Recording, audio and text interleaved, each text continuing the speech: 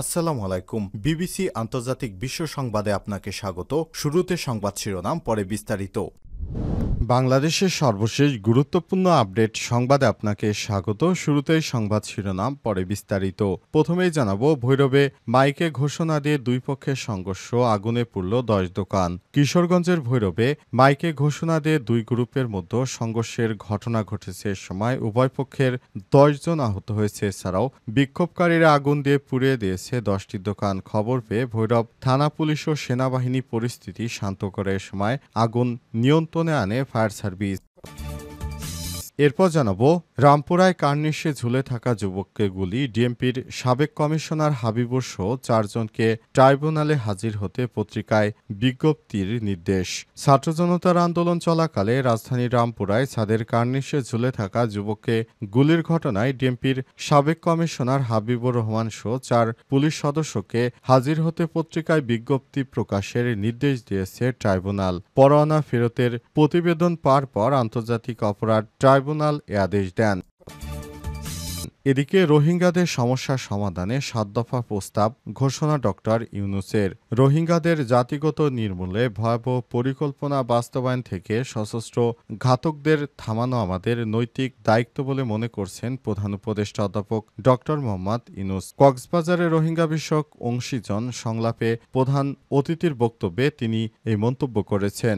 Doctor Mohammad Yunus বলেন, সম্পদ ও সামর্থ্যের সীমাবদ্ধতা থাকা সত্ত্বেও 2017 সালে এবং আরও আগে রোহিঙ্গাদের জীবন বাঁচাতে মানবিক কারণে বাংলাদেশ সীমান্ত খুলে দিয়েছিল।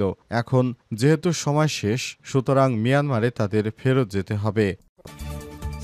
এদিকে বাংলাদেশ পাকিস্তানের সম্পর্ক কি নিয়ে ভাবছে বিএনপি, জানালেন শামা ওবায়েদ। বাংলাদেশের অভ্যন্তরীণ বিষয় যেন কোনো দেশ হস্তক্ষেপ করতে না পারে, এই নীতিতে সম্পর্ক গড়তে চায় বিএনপি। পাকিস্তানের সঙ্গে ভবিষ্যৎ সম্পর্ক কেমন হতে চাচ্ছে এ নিয়ে কথা বলেছে দলটির আন্তর্জাতিক বিষয়ক কমিটির সম্পাদক শামা ওবায়েদ। চ্যানেল 24-কে তিনি বলেছেন, সার্ক ইস্যুতে দুই পক্ষই নতুন করে কাজ করবে, যা আগামীতে এই অঞ্চলে কার্যকর ভূমিকা রাখবে। এদিকে রাজধানীর টঙ্গীতে ঢাকা ময়মনসিংহ মহাসড়ক অবরোধ করে যান চলাচল বন্ধ। রাজধানীর টঙ্গী এলাকায় বেইলি ব্রিজ নির্মাণ ও সড়ক সংস্কার সহ 10 থেকে 12 দফা দাবিতে টঙ্গীতে ঢাকা ময়মনসিংহ মহাসড়ক অবরোধ করে বিক্ষোভ করছেন ব্যবসায়ীরা। এতে মহাসড়কে যান চলাচল বন্ধ হয়ে গেছে, এতে দুর্ভোগে পড়েছে যাত্রীরা।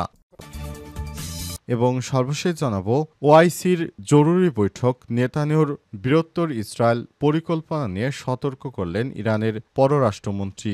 ইরানের পররাষ্ট্রমন্ত্রী সৈয়দ আব্বাস আরাকচি সতর্ক করে বলেছেন, তথাকথিত গ্রেটার ইসরায়েল ধারণা শুধু একটি ভ্রান্ত কল্পনা নয়, বরং এটি আন্তর্জাতিক শান্তি ও নিরাপত্তার জন্য অস্তিত্বগত হুমকি। তিনি মুসলিম দেশগুলোকে ইসরায়েলের সাম্প্রদায়বাদী নীতির বিরুদ্ধে ঐক্যবদ্ধ হয়ে প্রতিরোধ গড়ে তোলার আহ্বান জানিয়েছেন। প্রিয় দর্শক, এতক্ষণ শুনছিলেন সংবাদ শিরোনাম, এবারে বিস্তারিত। তবে তার আগে বন্ধুরা, অনুরোধ থাকবে সংবাদটিতে একটি লাইক দিন। এই চ্যানেলে আপনি নতুন হয়ে থাকলে আমাদের সংবাদটি দেখতে দেখতে চ্যানেলটি সাবস্ক্রাইব করে রাখুন। কমেন্ট করে বন্ধুরা আপনার মূল্যবান মতামত জানিয়ে দিন আপনি বিশ্বের কোন দেশ থেকে বা বাংলাদেশের কোন স্থান থেকে আমাদের সংবাদটি দেখছেন এবং শুনছেন। আর বন্ধুরা, এই সংবাদটি আপনার সোশ্যাল মিডিয়া ফেসবুকে শেয়ার করে বন্ধুদেরও দেখার সুযোগ করে দিন। গাজা যুদ্ধে আপনি যদি নিরীহ ফিলিস্তিনিদের ভালোবেসে থাকেন, কমেন্টে ইয়েস লিখে বিশ্ববাসীকে জানিয়ে দিন। এবারে বিস্তারিত।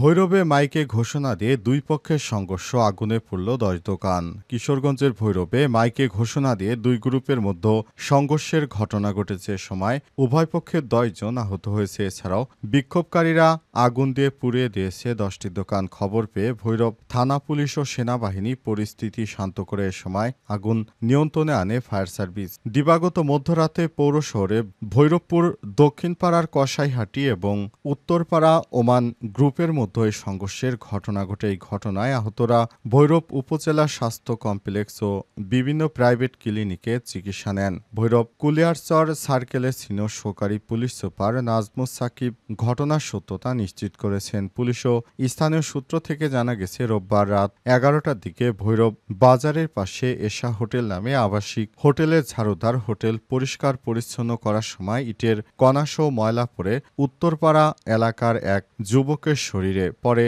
ঝাড়ুদার ও হোটেল ম্যানেজারের সঙ্গে ওই যুবকের বাকবিতণ্ডা হয়।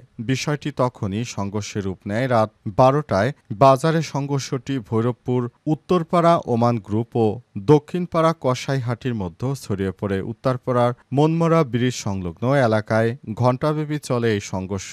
উভয় পক্ষে যুবকদের মধ্যে ধাওয়া পাল্টা ধাওয়ার ঘটনা ঘটে। সংঘর্ষে কয়েকটি ককটেল বিস্ফোরণের ঘটনা ঘটে। এতে উভয় পক্ষের 10 জন আহত হন। এ সময় রাস্তার পাশে থাকা প্রায় 10টি দোকানে আগুন ধরিয়ে দিয়ে পুড়িয়ে দেওয়া হয়।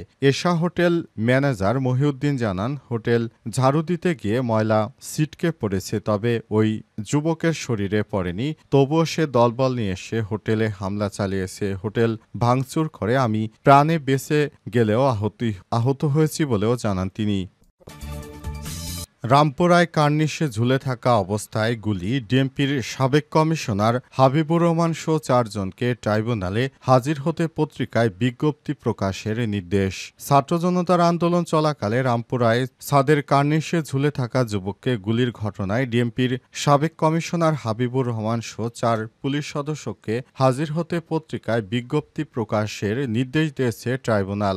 আজ পরোয়ানা ফেরতের প্রতিবেদন পাওয়ার পর আন্তর্জাতিক অপরাধ ট্রাইব্যুনাল এ আদেশ দেন। এদিকে জুলাই-আগস্টে মানবতাবিরোধী অপরাধের মামলায় ট্রাইব্যুনালের সাবেক প্রধানমন্ত্রী শেখ হাসিনা ও সাবেক স্বরাষ্ট্রমন্ত্রী আসাদুজ্জামান খান কামাল সহ 3 জনের বিরুদ্ধে 8ম দিনের সাক্ষ্য গ্রহণ চলছে। ইতিমধ্যেই ট্রাইব্যুনালে সাক্ষ্য দিয়েছে জাতীয় চক্ষু বিজ্ঞান ইনস্টিটিউট ও হাসপাতালের পরিচালক খায়ের আহমেদ চৌধুরী। এ সময় তিনি জুলাই আন্দোলনে চক্ষু বিজ্ঞানে চোখ হারানোদের চিকিৎসার বিষয় তুলে ধরেন। আজ বিচারপতি মোহাম্মদ গোলাম মর্তুজা মজুমদারের নেতৃত্বাধীন আন্তর্জাতিক অপরাধ ট্রাইব্যুনাল এই সাক্ষ্য গ্রহণ শুরু হয়। আলোচিত এ মামলায় 8ম দিনের সাক্ষ্য গ্রহণ উপলক্ষে এদিন সকালে ট্রাইব্যুনালে হাজির করা হয় আসামি থেকে রাজসাক্ষী হওয়া সাবেক পুলিশ পরিদর্শক আইজিপি চৌধুরী আব্দুল আল মামুনকে। অন্যদিকে জুলাই আন্দোলনের সময় ফার্মগেটে শহীদ নাফিস সহ 3 জনকে হত্যার মামলায় শচীন মল্লিক নামে একজনকে গ্রেপ্তার করা হয়েছে। আগামী বৃহস্পতিবার 28 আগস্ট তাকে ট্রাইব্যুনালে হাজির করার নির্দেশ দিয়েছে আন্তর্জাতিক অপরাধ ট্রাইব্যুনাল। রোহিঙ্গাদের সমস্যা সমাধানে 7 দফা প্রস্তাব ঘোষণা ড.